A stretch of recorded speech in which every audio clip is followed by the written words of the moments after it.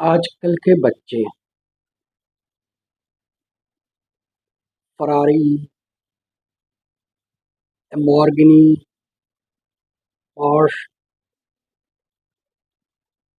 इन गाड़ियों में फ़र्क तो बता देंगे, पर क्या वो पियर्स के अलग टाइप्स में फ़र्क बता पाएंगे? जैसे कि नाशपाती पियर, नाक पियर, बब्बू गोशा पियर? नहीं। Kids nowadays can easily tell you a difference between three types of cars: Lamborghini, Ferrari, Porsche. But would they be able to differentiate between three types of pears: Naspati pear, Nag pear, Babu Gosha pear? No? Then whose fault? इसको आप दोष देंगे? बच्चों को या parents अपने आप को? And what does it signify? Does it make any difference in our day-to-day life if we don't know about the difference between Nashpati, Nak and Babu Gosha? Or next younger generation doesn't know about it? Yes, that's right. It doesn't make any difference in our lives, but it gives a signal of something, that how far we are going away from nature and how importance we give to nature indeed. यहाँ बच्चे पढ़ते तो बहुत से प्रकृति के बारे में, per day to day life में हम उनको क्या अवेयरनेस दे रहे हैं? तो जस्ट उनका ये एग्जाम्पल है। आप यहाँ पे ये तीन टाइप ऑफ पेयर्स देख रहे हैं. Let me show you one by one, and what I'm going to use it as a pointer, this knife. Why? Because ये चक्कू बहुत कुछ आपको बताएगा. तो let's see one by one. ये जो आप सबसे पहले देख रहे हैं, दिस इज नाशपाती पेड़, जो कि बहुत कॉमन है और आमतौर पे अगर मार्केट में आपको बब्बू गोशा और नाक भी दिख जाता तो भी उसे नाशपाती बच्चे समझते हैं. तो इसमें आप देख रहे हैं इसकी स्किन जो है ये थोड़ी मोटल टाइप की है. यहाँ पे ये कुछ डॉट से आपको दिख रहे हैं, ये इन जनरल होता है. जबकि नाक की स्किन को आप देखें, एक तो ग्रीननेस ज़्यादा है as compare to this one नाशपाती के. और बब्बू गोशा जो है उसका आपको लेंथ काफ़ी डिफर करता दिखेगा इन दोनों से. स्किन और ये ऑलमोस्ट बब्बू गोशा का भी वैसा ही है, नाक के जैसा, बट स्टिल नाक जो है वो सबसे स्मूथ स्किन मुझे लगी.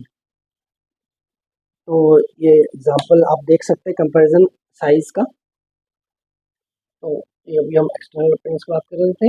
ये देख रहे हैं, ये जो बीच में है ये नाक है, नाक पियर जिसे कह देते हैं. ये वाला जो है ये नाशपाती, और ये दोनों जो है ये बब्बू गोशा. अगर हम जो ये अटैच्ड ट्विग या जैसे आप देख रहे हैं ये वाले डंठल वुड बोल देते हैं, ये बब्बू गोशा और नाक में थोड़ी सी ज़्यादा मोटी ये लगती है एज कम्पेयर टू नाशपाती. मे बी इस स्टेज में लग रहा हो, एक्चुअली ये टेक्निकल डिफरेंस तो नहीं है. तो इस तरीके से आप ये देख रहे हैं कि तीनों में कितना डिफरेंस है पेरेंट्स में. हाइट में भी, फ्रूट साइज में भी, और मेन जो हमने बात किया था टेक्सचर की। अब बात करते हैं कि ये देखिए ये किस टाइप से आपको देखने को लग रहे हैं। ये बीच में नाक है, बब्बू गोशा, और वो नाशपाती। तो बब्बू गोशा, नाक और नाशपाती, ये तीन है। और जब फ्रूट के टेस्ट या पल्प के टेक्सचर की बात करूं, तो नाशपाती का जैसे आपने एक्सटर्नल में देखा, थोड़ा सा टेक्सचर है इसमें, कुछ रफनेस भी है इसकी स्किन में, तो ऐसे ही जो इनका पल्प है उसमें भी थोड़ा आपको वही टाइप का सिमिलर डिफरेंस दिखेगा। नाशपाती जो है वो थोड़ी, इसकी टेक्सचर जो है वो थोड़ा हार्ड है, और बहुत ही डिफ़िकल्टी के साथ ही आमतौर पे एक रेगुलर नाइफ से कटता है। Remember why I said that I am going to use knife as a pointer? This is one of the reason. When you try to cut नाशपाती pear with the help of a regular knife, it will be difficult. और बब्बू गोशा, this one, and नाक, both are very easy to cut by a regular knife। ये जो normal knife हम use कर रहे हैं उसके मुकाबले बहुत इजीली कट हो जाता है। तो इससे आपको इनके पल्प की भी सॉफ्टनेस पता चलती है। ये देखिए, without any help I can make a cut. बब्बू गोशा में किया, इसमें भी कर सकता हूँ, see. But in case of nashpati it is really difficult, you need to put force.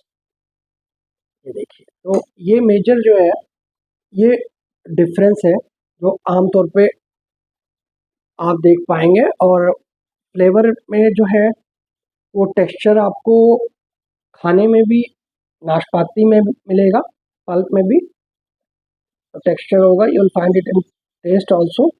And as compare to नाशपाती, ज़्यादा sweetness you may find in Babbugosha और नाक pear. So I hope I am able to help you up to some extent so that kids can identify difference between three main types of pears: Nashpati pear, Nak pear, and Babu Gosha pear. Thank you so much for your valuable time in listening to me.